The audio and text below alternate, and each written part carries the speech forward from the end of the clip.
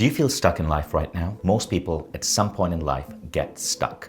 And you don't just get stuck at some point in life, you actually get stuck very often at different points in your life. And I'm going to be sharing with you 7 really powerful ideas to not just help you get unstuck, but to help you improve yourself in a cycle of rapid performance towards your goal or the ultimate vision of how you want your life to be. This advice is fairly unusual, and it comes from my experience having built the world's #1 transformation platform, Mindvalley, but also interviews I've done with close to 1,000 thought leaders, professors, and experts in the world of human performance. And if you already feel like things in your life are going swimmingly well, this video is going to help you swim better. My name is Vishen, I'm the founder of Mindvalley, and I'm delighted to be sharing these ideas with you. Number 1, guess what's the most important muscle in your body? It's your brain. But most of us do not care for our brain. We do things that actually reduce brain health. You want to ensure that you're getting good sleep, you want to take the right supplements, and you want to avoid things which are bad for your brain, such as alcohol. Let's talk about sleep for a moment. In a study of Army sharpshooters, if someone requires 7 hours of sleep and they instead get 6, their accuracy in the range goes down from 90% to approximately 50%. Even an hour loss of sleep can take down your brain's ability to think, to analyze, to process data. So if you force yourself to wake up earlier than you need because you need to rush into work, know that your work that day is going to be significantly lower quality than if you simply gave yourself a good night's sleep. Never, ever compromise sleep. The #1 health practice in the world, you guessed it, is sleep. Your brain needs it. You need to take supplements because the nutritional density of our food has been falling. For example, according to Naveen Jain, the brilliant founder of Viome, the gut testing AI company, an avocado today has 1/8 the nutritional density of an avocado in the 1980s. Think about that. This is why taking the right supplements is extremely important, because the right supplements can improve your mood, improve your energy, and improve your focus. There are many great supplements that have a profound impact on your brain. GABA and 5-HTP actually elevate your mood and lower your response to stress.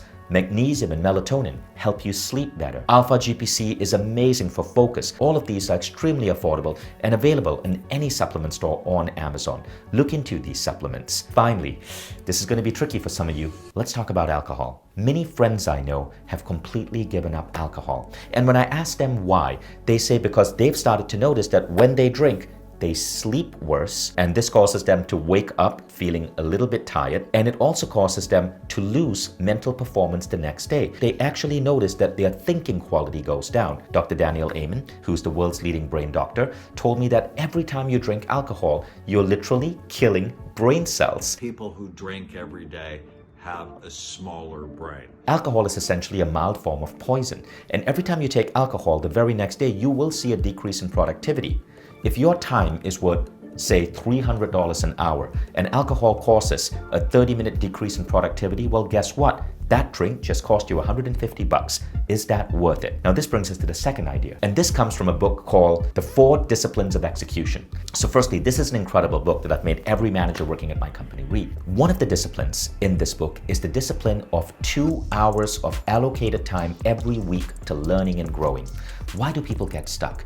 We get stuck because we're not actually growing our knowledge. We're not actually learning. No matter what field you're in, you can learn to get better. If you're a writer, you can attend writing workshops. If you're an actor, you constantly should be attending acting classes to get better and better as an actor. But many of us forget that. We fall into the hustle and the grind rather than carving aside time to get better. You need to block off 2 hours on your calendar.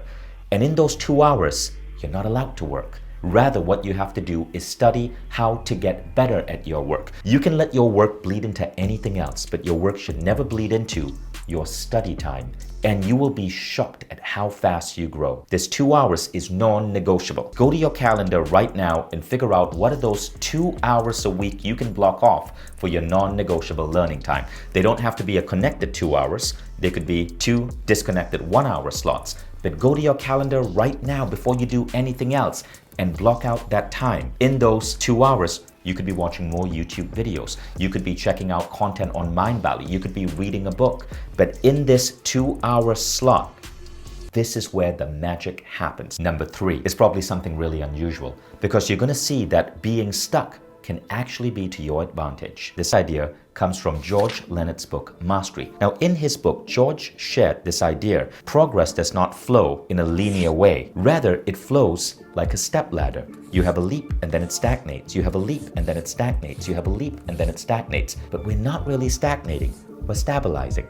If you were just constantly growing, the change could be really disruptive. Think about reptiles. Reptiles don't perpetually shed their skin. They grow, they shed their skin, then they stay with that skin for several years before their next growth spurt. You can't be continuously shedding skin. By understanding the concept of the step ladder, we put less stress on ourselves during those moments where you are stabilizing. Now, the fourth rule, the 4% rule by Stephen Kotler. Stephen Kotler is a dear friend and he's written many remarkable books. His program, Habit of Ferocity, is one of the most amazing programs available on Mindvalley. Now, Kotler, in one of his speeches, introduced me to the idea called the 4% rule. He said, if you want to grow in any field, you want to be able to enter flow states where you are so engrossed in your work that you are growing, you're getting better, and you are excited about the work you do. And there's a simple rule for this. Always ensure that the projects you're working on are roughly 4% harder than what you think you're capable of. The 4% harder rule puts you in just the right zone where the project is challenging enough, where you can develop flow and you can grow. So always seek to do things at a level that's 4% harder than what you're capable of. A simple way to do this is a timer. For example, if you're a writer and you write blog posts or you write chapters for a book, if you know that a particular blog post or article might take you 8 hours, seek to do it in 7 hours and 45 minutes. That will push you to deliver your article within the constraints of that 4% rule. It gives you the right amount of challenge that puts you in flow but causes you to grow, because you have to think of new processes, new creativity pathways, new ways to get your output done in a tighter time frame of time.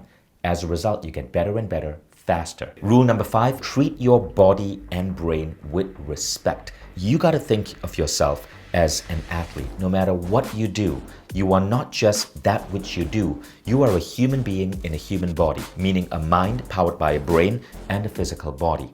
You do not want to in any way sacrifice your physical body or your mental prowess. You always want to make sure that your physical body and your brain are operating at peak potential. Much the same way an athlete takes such good care of their body, you need to treat your body and brain with respect. And this means not just avoiding stuff that's bad for you, but doing stuff that keeps your body and brain sharp. Meditation, having a schedule for exercise, for yoga, for practices that put you in a great state will all make you more productive. Meditation takes 20 minutes a day. Exercise can be done in 15 minutes a day. This may take 30 minutes or so a day, but these 30 minutes will probably add 1 to 2 hours that same day in extra productivity. Number 6 is simple. Avoid injury. You see this little red mark on my nose? Well, it may be a little bit more obvious if we were sitting in person.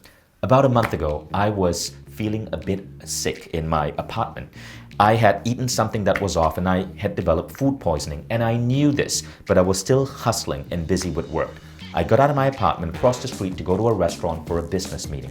At the restaurant, I started feeling sick, and I knew that I needed to go and collapse in bed, but I didn't even have enough energy to walk out the restaurant. As I was walking out the restaurant, I lost consciousness. I fell down, hit my face against some potted plants, fractured my nose.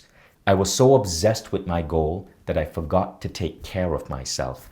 If you're not getting enough sleep, if you're working even when you're sick and not giving your body rest, then you are failing. You may be pushing a little bit extra to get greater movement towards your goal in the short term, but you are hurting yourself in the long term. What this means is, if you need downtime, embrace that downtime. I'm not saying be lazy, but I'm saying you gotta prioritize sleep, exercise, healthy eating, and rest and relaxation when your body needs it. Avoid injury. You're playing a long-term game here. Number 7 is self-love. Do you know what is the single most important practice that has the highest correlation with overall human well-being? It's gratitude. A scientific study showed that if you practice gratitude for 30 days, this means for 30 days just sitting still in meditation or journaling, things that you appreciate about yourself and your work, at the end of 30 days, you see your happiness levels go up by 25%. But here's the crazy part. 9 months later in that study, people who practiced gratitude over the control group, their happiness levels were still higher. Gratitude is a form of self-love. Start your day by sitting still or journaling and think about 3 things that you're grateful for in your personal life. 3 things that you're grateful for in your work life. This simple practice can have a profound impact in your day. So there you have it, 7 habits that can help you get unstuck. I hope these ideas are interesting. If you want to go and explore any of these ideas further, you might want to get a membership on Mindvalley for just a really low price, equivalent to what you pay for a Netflix subscription. You get access to hundreds of the world's greatest programs in personal development. And one of the programs that you may want to start with if you like this particular video is the 6-phase meditation. This is a meditation protocol I created that's being used by top performers around the world. And the 6-phase meditation actually trains your brain to ensure that you're perpetually performing in a peak state. Go check it out on mindvalley.com. Thank you, and if you like this video, please click subscribe and leave a comment. Let us know which of these habits that you find had the biggest impact in your life. Thank you.